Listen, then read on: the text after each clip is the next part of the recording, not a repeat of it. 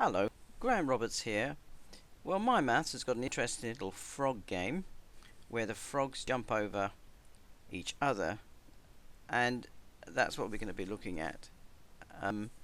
So first of all, let's just explain it. This is their explanation of the game, and then we can start playing the game. During the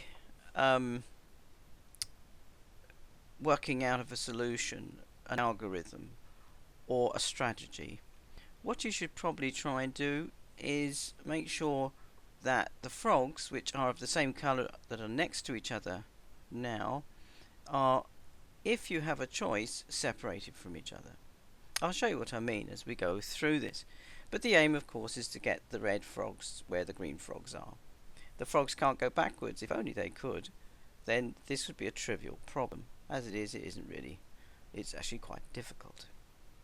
Hence why I've done this video of a solution. Okay, so we're going to start. We've got a choice when we start of moving the red frog or the green frog. And what I'm going to do is move the green frog. Here we go.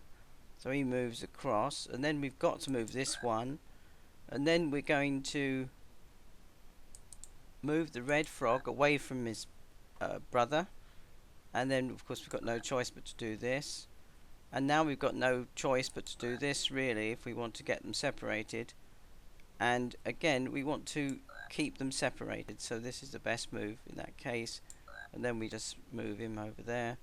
And well, I'm saying him, it might be a her frog, I've no idea, let's not get into that, but okay, well we've got to do this one, so that kind of sorts itself, and he or she goes into this position, and there's no choice about this one, and perhaps you can see there's no choice about that one, and what's our choice now? Well, you've got to move this guy towards this guy. Now that's the one time you do put the colours back together again, because well, it's inevitable since that's the goal of the whole thing.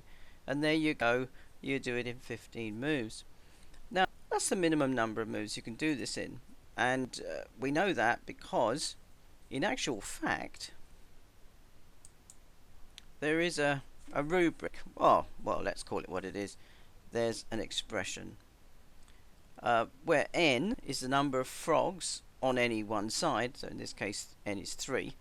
It will be n plus 1, yeah, that's 4, squared, well that's 16, and less 1. What's the one that is taken away?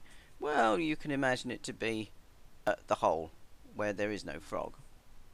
Right, so if there were, let's say, well you can play with this with the permutations you're allowed, but let's say you have 6 frogs, right, on each side. Then you would have 6 plus 1, which is 7, and 7 squared, which is 49. Take 1 away, and that'd be 48. That would be 48 moves.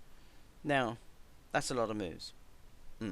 So anyway, I hope you've enjoyed this, and it may help if there's any frustration with this particular puzzle.